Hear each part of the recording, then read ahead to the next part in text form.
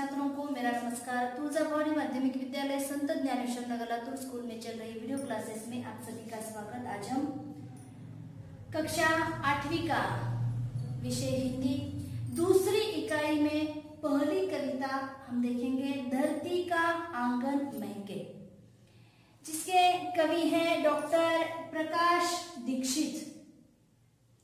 छात्रों, हमने इससे पहले पहली इकाई में जो कुछ पद्य हैं और गद्य संबंधी जानकारी ली थी। दूसरी इकाई में पहली कविता आपके लिए है धरती का आंगन महके, जिसके रचनाकार है प्रकाश दीक्षित। यहाँ पर प्रस्तुत कविता में कवि ने नैतिक मूल्यों तथा ज्ञान विज्ञान की प्रगति के विषय में यहाँ पर बताया है।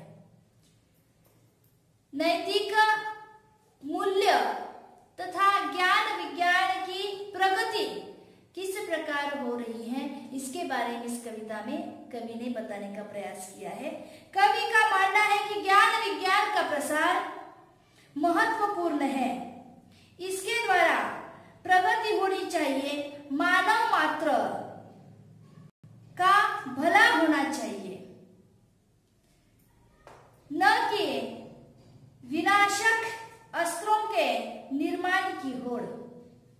यहाँ पर कवि का कहना है कि मानव आज विज्ञान की प्रगति कर रहा है, दिन ब दिन आगे ही बढ़ता जा रहा है, लेकिन इस प्रगति के साथ जैसे मानव अपना ही विनाश पर जैसे कि तुले हुए हैं। विज्ञान की प्रगति हो रही है, दूसरी ओर समाज में स्नेह, सदाचार और मानवता का वातावरण समाज के विकास के लिए अत्यंत आवश्यक है।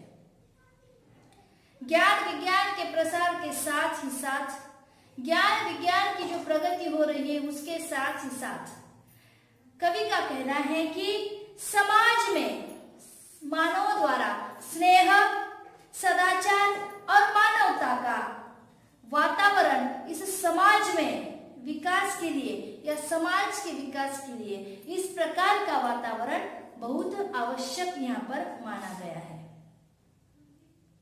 कवि का कहना है कि ज्ञान विज्ञान के प्रसार के साथ उसके प्रगति के साथ समाज का अगर विकास होना है, समाज की प्रगति होनी है, तो समाज में जो मानव रहते हैं, अरे समझ में, उन मानवों में मानवता का भाव होना चाहिए, स्नेह का भाव होना चाहिए, उसी के साथ ही साथ सदाचार का यहाँ पर होना आवश्यक है, तभी समाज की प्रगति हो सकती है।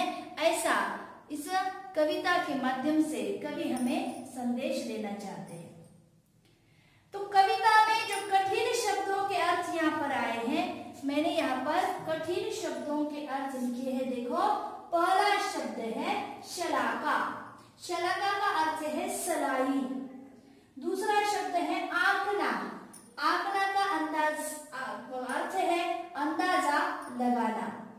पैमाना, नाप तौल। मेधा, बुद्धि। आवृत, ढका हुआ। वसुधा, धरती भी कहते हैं, अवनी भी कहते हैं और धरा भी कहते हैं। ये वसुधा, धरती, अवनी, ये समान अर्थ यहाँ पर दिए गए हैं। अरे समझ में, तो यहाँ पर वसुधा धरती है, अर्थ अवनी भी कहेंगे हम, और यहाँ पर धरा, यहाँ पर ये शब्द समान अर्थ वाले शब्द बताए गए हैं। तो हमें क्या करना है, पहले कविता पढ़नी है, धरती का आंगन महके। यहाँ पर हमें क्या करना है, कविता को एक बार ध्यान से पढ़ना है, सुर में पढ़ना है। धरती का आंगन महके, कर्म ज्ञान विज्ञान से, ऐसी सरिता करो प्रवाहित, खिले खेत सब धान से। अभिलाषाएं नित मुस्काए, आशाओं की छाह में, पैरों की गति बंधी हुई हो विश्वासों की राह में। शिल्पकला कुमुदों की माला, वक्षस्थल का हार हो, फूल फलों से हरी भरी इस धरती का श्रृंगार हो। चंद्रलोक या मंगल ग्रह पर चढ़े किसी भी यान से, किंतु न हो संबंध विनाशक अस्त्रों का इंसान से। सांस सांस जीवन पट बुनकर प्राणों का तन ढांकती, सदाचार की शुभ्र शलाका मन सुंदरता आंकती। प्रतिभा का पैमाना मेधाई की ऊंची नापता, मानवता का मीटर बन मन गहराई मापता। आत्मा को आवृत कर दे स्नेह प्रभा परिधान से, करे अर्चना हम सब मिलकर वसुधा के जयगान से। यहाँ पर पृथ्वी धरती का प्रकृति का वर्णन यहाँ पर हुआ है। जैसे धरती का आंगन महके कर्म ज्ञान विज्ञान से। यहाँ पर कवि का कहना है कि संपूर्ण पृथ्वी का आंगन विज्ञान से महके। विज्ञान जैसे कि आगे ही आगे बढ़ता जा रहा है, अर्थात विज्ञान से होने वाली प्रगति का लाभ पूरी धरती को मिले। विज्ञान से जो प्रगति होने वाली है, जो प्रगति होती है, इसका फायदा, इसका लाभ पूरे धरती को हो जाए। नदियों की धारा इस प्रकार मोड़ दो कि हर खेत अनाज की भरपूर फसल उत्पन्न करे। यहाँ पर क्या कहा है कि ऐसी सरिता करो प्रवाहित। सरिता का अर्थ है नदी। नदी को हम कहते हैं नदी, नदियां। ऐसी सरिता करो प्रवाहित कि नदियों को प्रवाहित करना है खेतों की ओर, ताकि खेत उस पानी से हरे भरे हो जाए। आगे है शिल्पकला, अभिलाषाएं नित मुस्काए आशाओं की छाह में। और मनुष्य जो आशा करता है, जो आशा करे, जो भी उसकी अभिलाषाएं हो, वे सभी पूर्ण हो। मनुष्य की कुछ अभिलाषाएं होती है, आशाएं होती हैं कि मनुष्य को लगता है कि हम आगे बढ़ें। हर मनुष्य को लगता है कि वह आगे बढ़े। कुछ अभिलाषाएं, कुछ आशाएं उसके मन में होती हैं, और आशा मन में रखकर ही हम कोई काम करने की ओर बढ़ते हैं।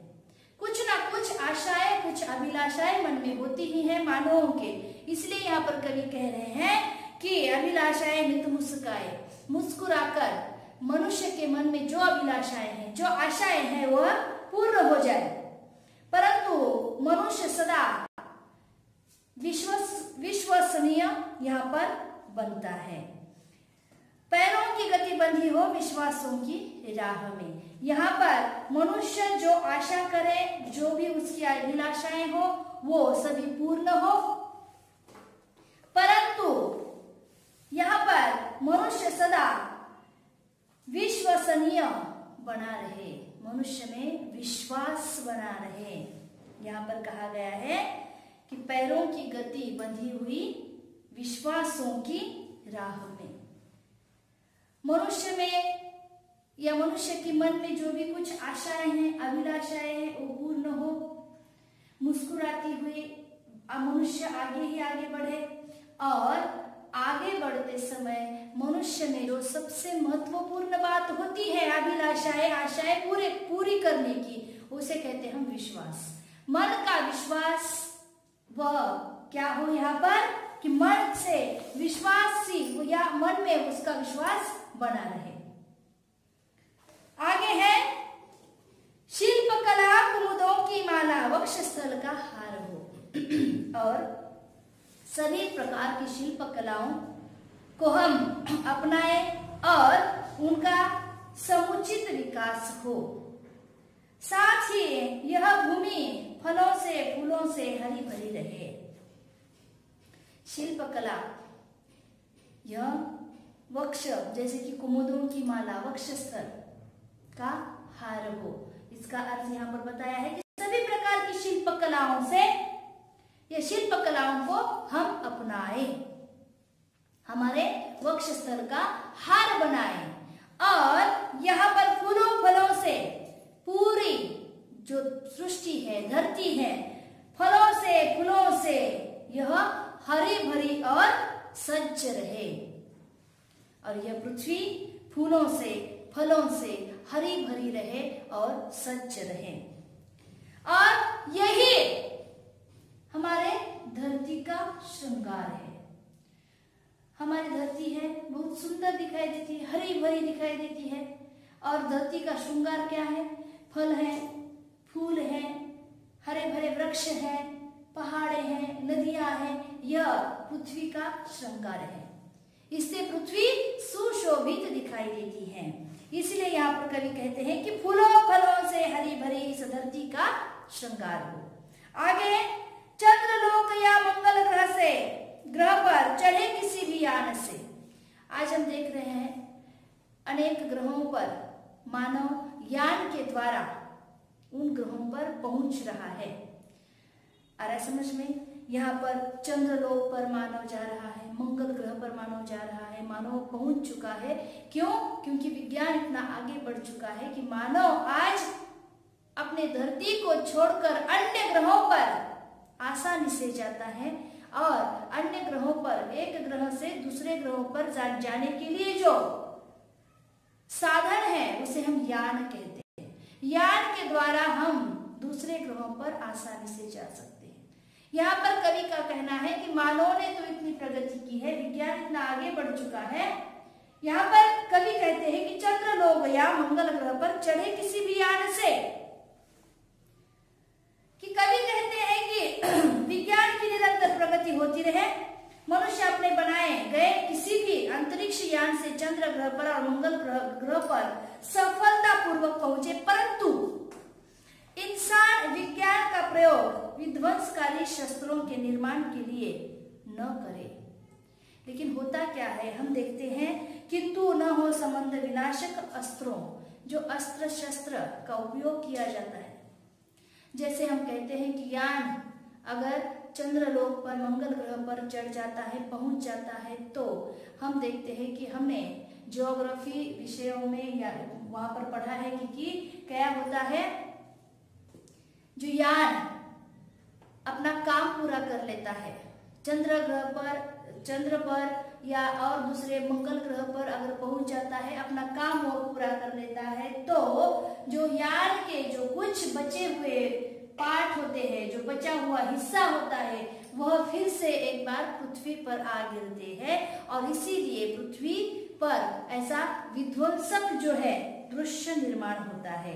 इसलिए यहाँ पर कवि का कहना है कि किंतु न हो संबंध विनाशक अस्त्रों का इंसान से। अरे समझ में? तो यहाँ पर धरती का आंगन महके कर्म ज्ञान विज्ञान से हमने आज कितनी पंक्तियों का अर्थ देखा? धरती का आंगन महके कर्म ज्ञान विज्ञान से, ऐसी सरिता करो प्रवाहित खिले खेत सावधान से। अभिलाषाएं नित मुस्काए आशाओं की छाह में, पैरों की गति बंधी हुई हो विश्वासों की राह में।